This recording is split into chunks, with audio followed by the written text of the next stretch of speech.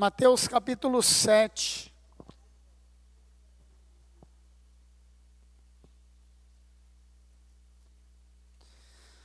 Todo esse texto do 7 é quase uma coisa só, ou se completam, mas eu quero começar a partir do 13, versículo 13, sobre os dois caminhos, ou as duas portas.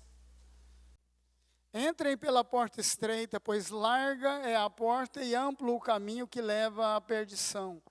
E são muitos os que entram por ela. Como é estreita a porta e apertado o caminho que leva à vida, são poucos os que a encontram. Cuidado com os falsos profetas. Eles vêm a vocês vestidos de peles de ovelhas, mas por dentro são lobos devoradores. Vocês os reconhecerão por seus frutos. Pode alguém colher uvas de um espinheiro ou figos de ervas daninhas? Semelhantemente, toda árvore boa dá frutos bons, mas a árvore ruim dá frutos ruins. A árvore boa não pode dar frutos ruins, nem a árvore ruim pode dar frutos bons.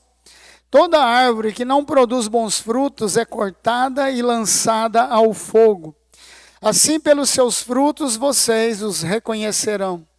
Nem todo aquele que me diz, Senhor, Senhor, entrarão no reino dos céus, mas apenas aquele que faz a vontade de meu Pai que está nos céus. Muitos me dirão naquele dia, Senhor, Senhor, não profetizamos em teu nome não expulsamos demônios e não realizamos muitos milagres? Então eu lhes direi claramente, nunca os conheci.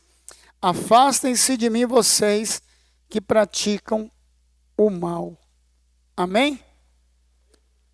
Amém, igreja?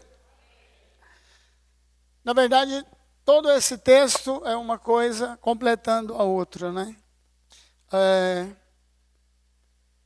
Esses dias atrás, a gente estava vindo na rodovia, logo depois que eu melhorei, né, da cirurgia, voltei no próximo domingo, e estava difícil de dirigir, porque, não só por causa da cirurgia, um punhado de placa que a gente estava encontrando no caminho. Eles estão arrumando aquilo ali, vão colocar pedágio ali. Só ainda não colocou pedágio, porque ainda não asfaltou, que eles vão fazer isso agora, de Aragoiânia lá para o Varjão, para o lado do Varjão lá. Porque não pode pôr pedágio sem uma rodovia alternativa. Mas eles estão reformando e estavam arrumando. Então, para onde você, de tantos em tantos quilômetros, tinha uma placa. Devagar, cuidado, homens na pista. E às vezes eu vi aquelas caminhonetes, quase não tem em Goiás, né? Vem 200 por hora, 180, e de repente a pista fecha e você está na frente. Aí você estava numa pista, a direita tem que jogar para a esquerda, porque estão... Então, são placas de aviso. Para quê? Para você não se acidentar. Para você continuar bem o seu caminho por onde você está indo. Na verdade, esse texto aqui é o final do Sermão do Monte. E aqui, Jesus está colocando algumas placas de aviso para a gente não se dar mal na vida cristã e principalmente hoje, nos últimos dias. O que eu li aqui tem 3 placas de aviso aqui que eu quero compartilhar com vocês, que eu anotei hoje 5 horas da manhã. Então, Jesus terminando o seu sermão, ele falou, olha, eu vou botar umas placas de aviso para os irmãos que estão caminhando a vida cristã. Primeira placa de aviso, né, é sobre a porta estreita. Jesus fala sobre 2 portas. A porta larga que dá para a perdição, isso é uma placa de aviso para o crente, tá? Tem a porta larga que dá para a perdição, passa todo mundo do jeito que quer, vai todo mundo seguindo o fluxo, né, da vida. Mas tem a porta estreita. Então ele está, olha, eu estou botando essa placa aqui para vocês entenderem como é que funciona a nossa vida cristã. Os judeus entendiam bem essa linguagem, porque em Jerusalém tinham várias portas. Tinha a porta estreita, a porta mais estreita, que era chamada a porta da agulha, que Jesus falou, é mais fácil. O que Jesus falou sobre a porta da agulha lá? Hã? É mais fácil passar um camelo no fundo da agulha, é? Então, queridos, eu conheço lá, tem algumas portas bem largas, de 2 folhas, e tem portas estreitas para entrar no templo, para entrar na própria cidade de Davi ali, no monte, que foi construído. Então, os judeus conheciam muito bem sobre porta larga e porta estreita, não é? Lá tem muitas portas. Só que ele disse, olha, o problema, se você escolher a porta larga, é uma placa de aviso. Porta estreita, porta larga. Se você escolher a porta larga, ela dá para a perdição. É por onde todo mundo está indo. Agora, a porta estreita, ela dá para a vida eterna. Jesus está dizendo o seguinte, olha, você tem direito de escolha. Você pode escolher qual porta você vai entrar. E ele estava falando aqui para os crentes, para quem lê Bíblia, para quem quer levar uma vida cristã normal. Porque tem muita gente que entra na igreja e de repente ele escolhe a porta larga. Ah, eu vou seguir o fluxo. Está todo mundo indo por ali, né? Todo mundo pintando igreja de preto, todo mundo fazendo isso, todo mundo montando shopping na igreja. Eu também, essa é a porta larga. Nós também vamos montar ali, ó, ali dá para fazer um punhado de banquinha para vender, para comprar, para doar, para fazer o que quiser. Sabe o que é isso? É a famosa, todo mundo está indo por aí. Eu estou vendo as igrejas, infelizmente a gente estava comentando antes do café da manhã, essas igrejas maiores, todas. Sabe, irmãos, o que Jesus fez quando ele chegou lá em Jerusalém, que estava desse jeito? No shopping de Jerusalém, vendia-se cabra, cabrito, bode, pombim, tudo que eles precisavam. Tudo que era gospel, que precisava para o sacrifício, tinha lá. Jesus saiu dando bicuda para todo lado. Ainda bem que ele vai vir com poder e glória, vai subir com a igreja verdadeira, e esse trem vai ficar tudo por aí. Bom, então, os judeus entendiam de porta larga e porta estreita, né? O grande problema, ele diz, olha, vocês, deixa eu dar um conselho. Estou botando essa placa de aviso aqui, mas entra pela porta estreita, é ela que dá para a vida. É ela que dá para a vida. A larga te leva para a destruição. Agora, é só você escolher o que você quer. Isso nos mostra, queridos, que as escolhas importam. As escolhas na nossa vida importam. O crente tem que saber escolher. Ele tem que conhecer de Bíblia. Ele tem que saber escolher aonde ele vai frequentar. Ele tem que saber qual porta que ele deve entrar. Porque as escolhas importam. Disso depende a sua vida eterna. Os atos, os motivos também importam. Deixa eu te explicar uma coisa que Jesus está falando aqui. Nós sabemos que o céu é a dimensão de Deus. Paulo fala, olha, conheço alguém, não sei se foi no corpo, ele estava falando dele, que foi até o 3º céu. Lá ele viu coisas fantásticas. O céu é a dimensão de Deus. O homem é terreno, né? O céu, então, é a dimensão de Deus, não é apenas um destino futuro. Isso significa o quê? Por que as escolhas importam? O seu destino futuro, ou para entrar na dimensão de Deus, depende da sua escolha aqui e agora. O ladrão foi direto para Deus. Hoje mesmo estarás comigo no paraíso. Por quê? Porque ele escolheu Jesus. O outro blasfemou, falou besteira, né? Ele está aqui é porque ele tem culpa no cartório. Ele falou, cala a boca, rapaz, o cara não fez nada. Então, funciona assim, queridos. Então, o nosso destino futuro, ele é traçado pelas escolhas que fazemos aqui. Em todos os aspectos da nossa vida.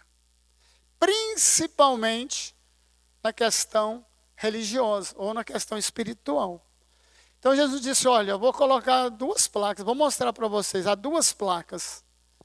Tem a porta larga e tem a porta estreita. Escolha a porta estreita. Ela é estreita. Você tem que escolher, decidir e querer passar por ela. Porque ela é estreita. As portas estreitas da cidade eram tão estreitas que só passava uma pessoa de cada vez. Então, para escolher, a coisa era individual, a passagem é individual. Ninguém vai para o céu para você e nem você vai junto com seu marido, com sua esposa, com seu filho. Ninguém vai. Não é porque eu vou para o céu que o Samuel vai para o céu. O Samuel só vai para o céu porque ele quer ir. Ele fez uma decisão por Jesus. Ele entrou pela porta estreita. Passou bastante apertado, porque ele está bem parrudo. Sim. Eu não precisei nem murchar a barriga. Cada um, Romanos 14, 12. Cada um dará conta de si mesmo. Então, eu que tenho que escolher, o Samuel é que tem que escolher, meus filhos é que tem que escolher. Eu tenho que ensinar meus filhos a fazer a escolha certa. Mas quem vai escolher são eles. Eu não posso escolher por eles. Tem pai e mãe que acham que sim, eu já vou avisar loguinho, não pode, é eles que têm que escolher. Então Jesus colocou essas duas, a primeira placa, porta estreita. Segunda placa, Jesus falando aqui, ele continuou o texto, ele fala sobre os falsos profetas. Sobre os falsos profetas, como é que funcionava no Velho Testamento? Quem era falso profeta? É quem falava em nome de Deus e a coisa não acontecia. Ou eles falavam que estavam falando em nome de Deus e eles esperavam para ver se acontecia. Só porque teve verdadeiros profetas, tipo Isaías, os grandes chamados, os profetas maiores, até os menores também, profetizaram sobre o final dos tempos, coisas que não aconteceu no dia deles. Coisas que ainda vai acontecer. Daniel, Ezequiel, Samuel, Amós, um dos profetas menores. Ele fala lá, Amós, salvo me engano, Amós 9, ele diz que nos últimos dias Deus ia levantar o tabernáculo caído de Davi, que já foi levantado. Ele estava falando da restauração da música na igreja, que já foi restaurada.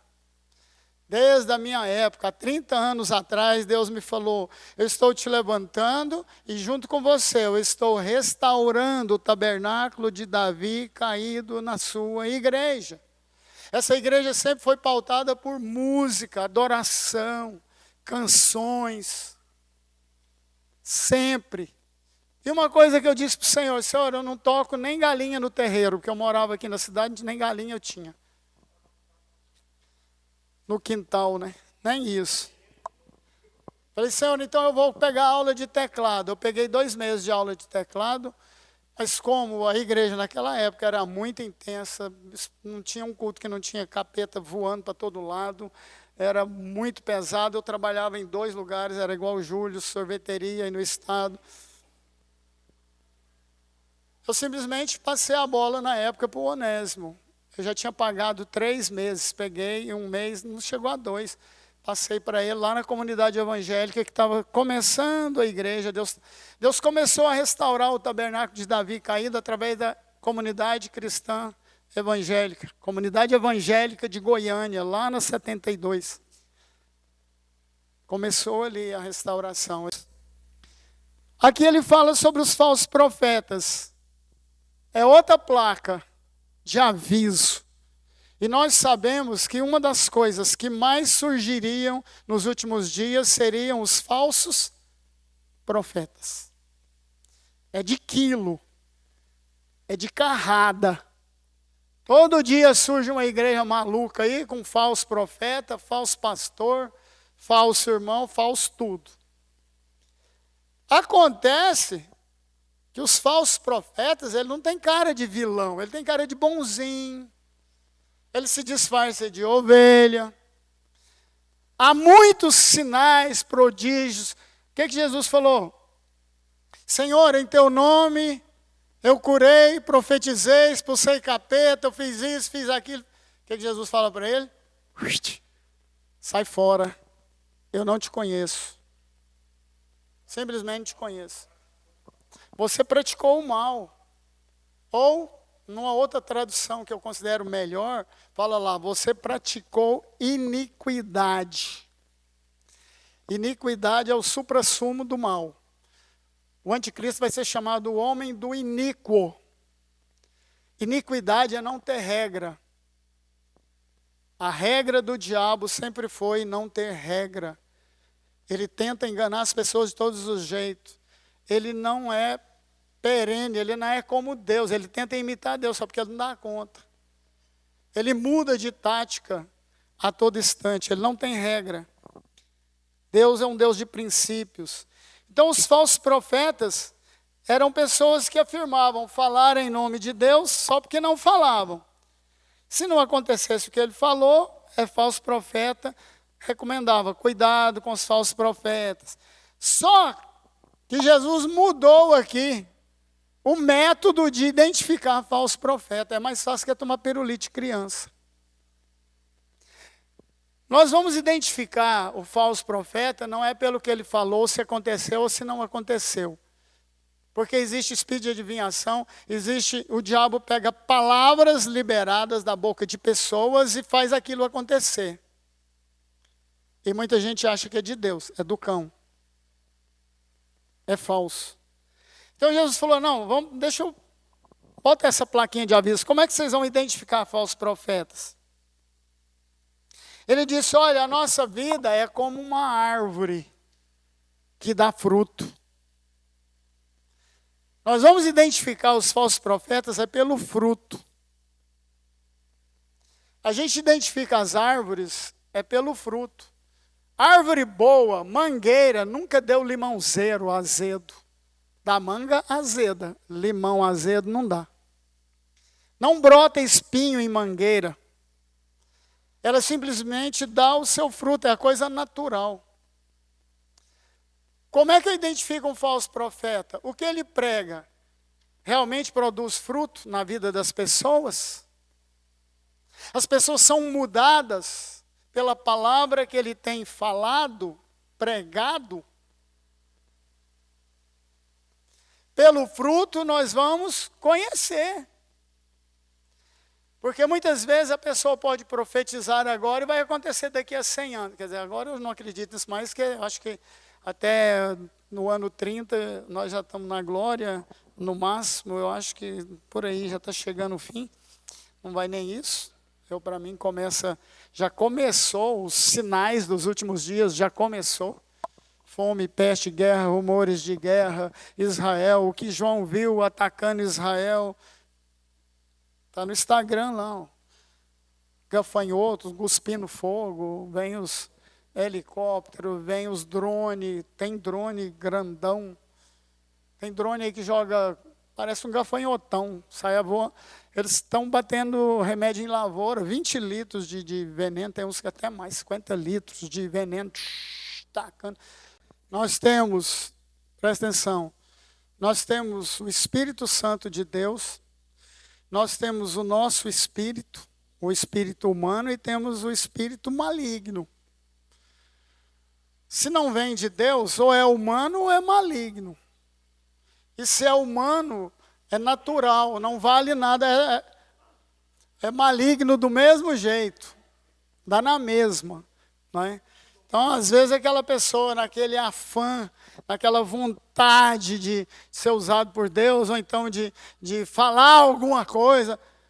Irmãos, nessa longa estrada da vida de pastor, desde que eu entrei pela porta estreita, eu já fui em várias igrejas e já orei com muitas pessoas. E já teve reunião de 100 e tantas pessoas, e a gente não tinha intercessor, fazia aquela fila de 50, 60 pessoas. E você ora com um, Deus traz uma revelação, Deus mostra outra coisa, ora com outro. Aí tem uns, você simplesmente ora, profetiza, aí a pessoa para assim, Deus não te mostrou nada? Não, irmã. Eu orei, abençoei. Moça, é o que mais acontece. Deus não é obrigado a revelar os 60 que ficou na fila. Não existe isso. Deus sabe o que a pessoa está necessitando, o que ela está esperando de resposta. Terceira placa de aviso, eu falei 3, que Jesus apontou aqui nesse texto. Ele fala sobre os falsos profetas e fala, olha, no dia final, no juízo final, quando Deus vai agir como Deus, porque agora nós estamos no período da graça, você é livre para escolher a porta larga ou a porta estreita, você tem a opção de escolha, mas vai chegar um dia, não é? Quando Deus vai agir como Deus.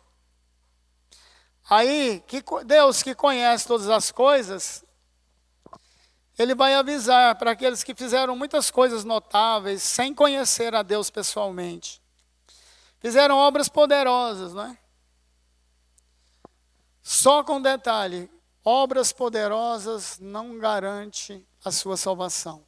Obras poderosas, por esse texto aqui, não garante que você conhece a Deus ou que Deus te conhece.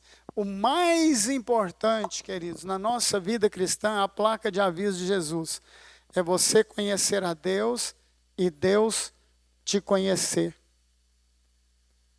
O crente verdadeiro, o crente que tem o bom perfume de Cristo, ele é conhecido no céu e no inferno. O diabo sabe, se você ora, se você não ora, porque isso incomoda o inferno. Crente que ora na sua casa, ora todos os dias, pode ter certeza que isso vai incomodar o inferno. Então Jesus está dizendo, olha, tenho a placa de aviso final. Vai haver um julgamento. Porque tem crente que vive como se Deus é bonzinho, Deus nunca vai fazer isso, Deus não vai me condenar. Você não conhece a Deus. Dura coisa é cair na mão do Deus vivo. A pessoa que fica aí achando que pode fazer o que quiser, que Deus é bonzinho, é lógico que qualquer coisa que fizer, você pode se arrepender, mudar, pedir perdão, que é perdoado. Aí sim, nós estamos no período da graça. Bem, então haverá um dia de julgamento. Deus conhece todas as coisas. Ele conhece meu coração, minha motivação, por que eu estou fazendo, para que eu estou fazendo, qual é o meu interesse, e assim por diante. Não é? Se é o reino de Deus realmente, ou se é para benefício próprio. Então, isso aí é muito importante. Então, Jesus colocou 3 placas de aviso. Não é? Cuidado, nós temos que escolher a porta estreita, cuidado com os falsos profetas, e saber que um dia as nossas obras e nós mesmos vamos ser julgados. Mas por que ele fala isso? Eu não te conheço. O cara fez um monte de coisa em igreja. O que tem de igreja que faz por aí é... Tem gente, eu já vi pastores aí que não, eu trabalho com os anjos. É ruim, hein? Eu não trabalho com anjo, não. Eu peço a Deus para acampar os seus anjos ao meu redor, mas... já vou nem falar nada. Porque tem um punhado de gente que conhece alguns que eu estou falando. Vamos ficar de pé e vamos orar. Não,